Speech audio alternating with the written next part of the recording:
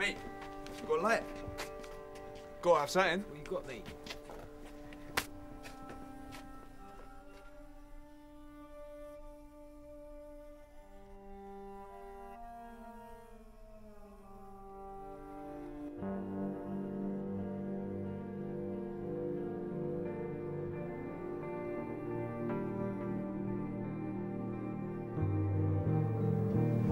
What I'd basically say to someone is just think about the consequences of all of your actions at the end of the day.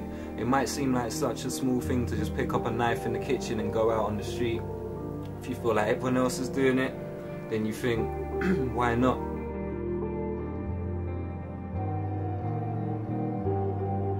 I had a lot of anger bubbling up inside of me, so for me it didn't seem like a big thing to if I see that person, to just pull out the knife and like literally just stab the person.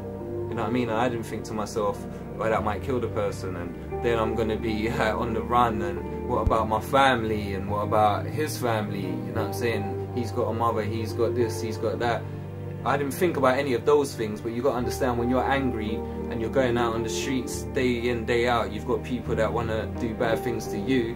You know what I mean? It doesn't feel like a big thing to say in your head, yeah, just pull out a knife and do what you have to do. You know what I'm saying? And if someone else is going to pull out a knife on you, they've pulled it out on me, then well, I'm going to pull out my knife on them, and I'm going to get them before they get me. So that's basically what it came down to. Like, if people are out there looking to do bad things to me, then I'm going to do bad things to them before they get a chance to. And that's basically the attitude I had.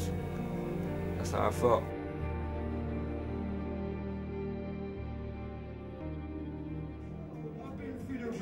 I've been through the hurt, I've been through the pain. Now I'm trying to maintain. I'm just trying to maintain.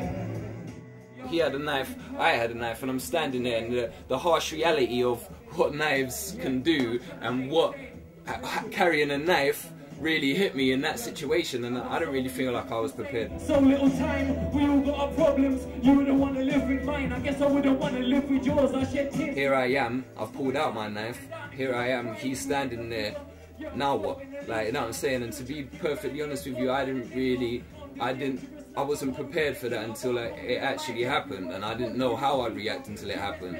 And that's when I really realised, like, to be honest with myself, I'm not willing to be just stabbing someone up, leaving them for dead. You know what I'm saying? That's not my personality, and I don't really feel like that's who I want to be. I mean, in the situation, funnily enough, in the situation, to kind of show you how things can escalate, after I pulled out my knife, he's pulled out a gun. Still don't feel like I've got the knife out my back. Yeah, I find it hard to trust. And I got stabbed in the leg, but my back's been scarred enough. I think we all know that it's quite a big problem now. You see on the papers, the news show it a lot, that a lot of teenagers are getting killed by these knives. And you know, I know people like me, I've been stabbed personally, but I know people that have died from being stabbed. It's not about pointing fingers and saying, let's blame it on hip hop, like let's blame it on this, that, the other, because these things aren't going away. These things are a part of the culture.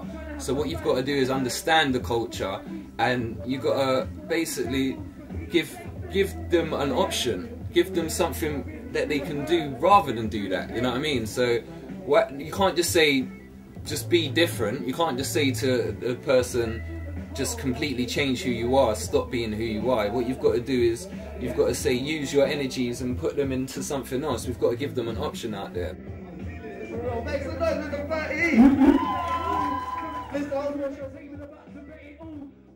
Why would you choose a life like that?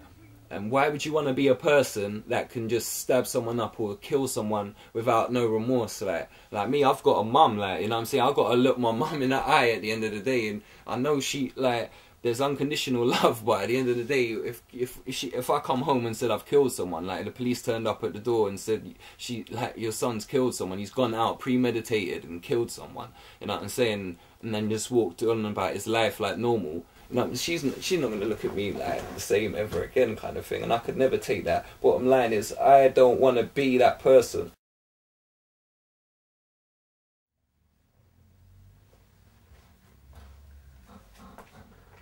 Are you going to drive, Alisha, or shall I drive?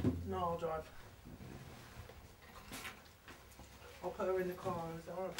You take the flowers. Okay.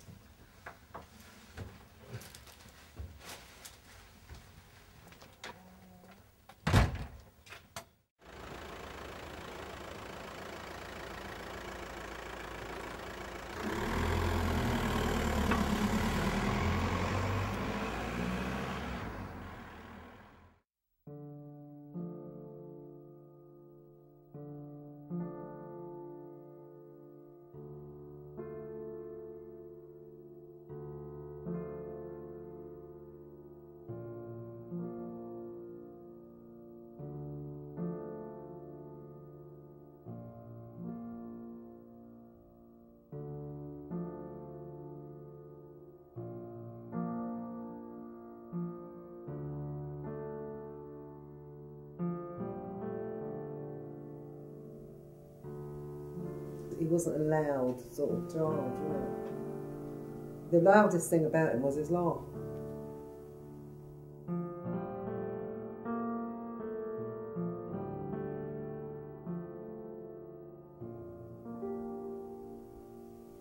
It's just accustoming yourself as well to not having that person around. You know, you have to, you know, that key won't go in the lock, that he won't be home, he won't be saying, what's for dinner, mum? You know, I can smell dinner cooking. And we had a nice, as I said, we had balance. He used to keep the house tidy, I used to do the cooking, and we had a nice little balance at home, didn't we?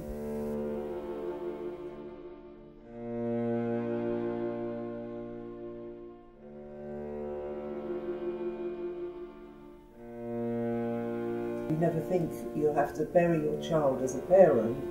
The last thing I thought I'd ever do was have to bury my own child.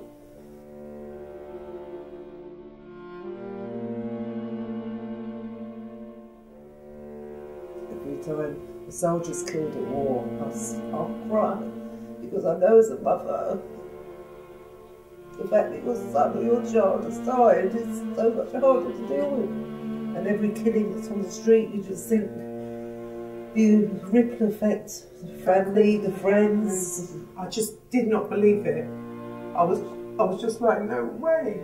Because I just seen him, I was thinking, it's like the shock of it all. And it wasn't until I got to the hospital and I was thinking, I just want to see him, and I had to wait for the nurses. And then when I got in, I was just like, because the things as well, they just cleaned him up. And he still had the tubes in his mouth. And you're expecting him to just get up and say, oh, it's all right.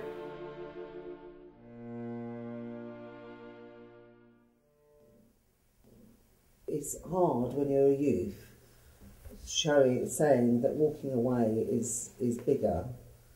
That same boy attacked Benjamin on 3 different occasions in front of the old girlfriend, like he was trying to gee Benjamin up to fight in front of the girl.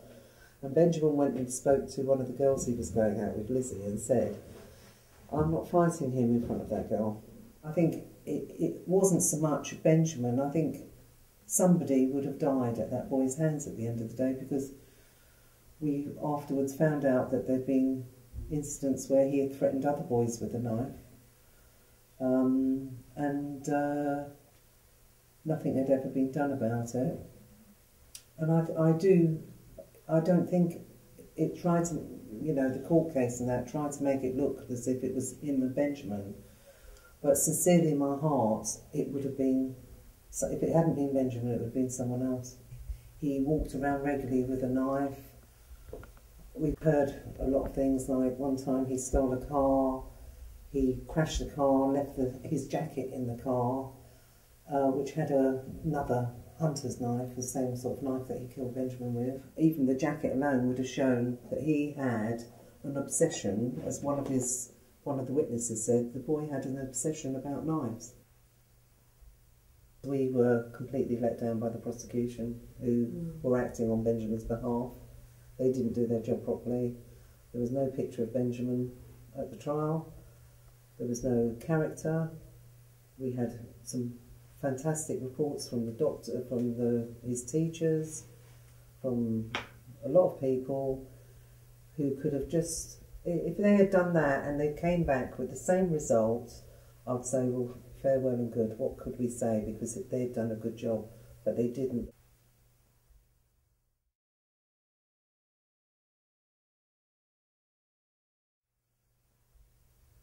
What is making them be so aggressive to be like that?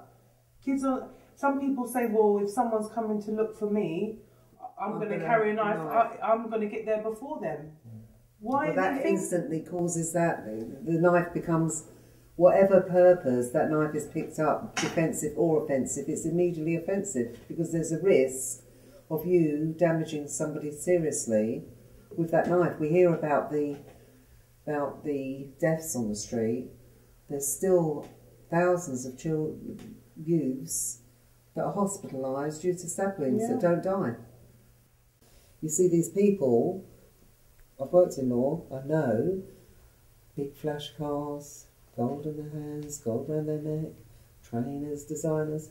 People, some kids look at that and are inspired by that. Mm. If you went and got those people off the street, like you can do, like you've got the laws to do in this country, they'd be less inclined to think that that is a nice thing to do. But they do still let that big man go around and sell his drugs, have his little runners. They turn a blind eye to it. I don't know what benefit it is to them. I think they just think, well, let them sort it out themselves. But I've seen it. Yeah, kill each other. You know, let them get on with it. But it is an attitude, I'm afraid, that's affected the whole society.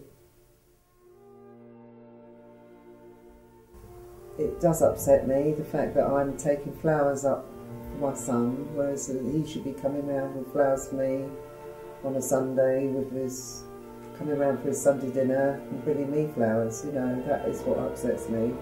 I should be giving him some money to go and bust a bottle of champagne when it's his birthdays and things like this. And someone that we went to school with, everyone went to school with, a very popular person, Benjamin Wright, got fatally stabbed and killed when he was only 17. It's quite a few years back now, and that you know what I mean, that hurts because he never got to even see 18. You know what I mean, he never got to be a man, he never got to live. You know what I'm saying? And on that one's it's hard as well because his mum actually got to talk to me about doing a track in memorial of him, and and I feel honestly this is months ago, you know. Honestly, I feel like the biggest loser ever for not doing this, but I can't honestly put this guy's whole life into a verse, and that's what I'm trying to convey to people, how these are lives that we're playing with, kind of thing. And she's asked me to put his life on a verse, to write down his life and put it on a track, and music's always been there for me, but it's in this case I don't think music's enough. Basically, I want to get just the point across that it just changes, ruin lives, it takes lives, and it's not only the lives that it takes, it's the people that are left behind that have got to live with that day in, day out. You know what I'm saying? And what she said to me was, can you please make it about knife crime in general as well, because she wanted to convey a message to younger people that are thinking about picking up a knife. This is what can happen. He's affected everybody, that has affected everybody's lives, and I don't think, people say, oh, as time goes on, I think as time goes on you learn to live with it, and through being in that position I've been in contact with a lot of other mums that go through the same dilemma, and I cannot say anything to them other than you learn to live with it. I cry every single day. There's not a day I don't go past where I don't think of Benjamin. You know, I think you just learn to live with it, and that's all I can say, really.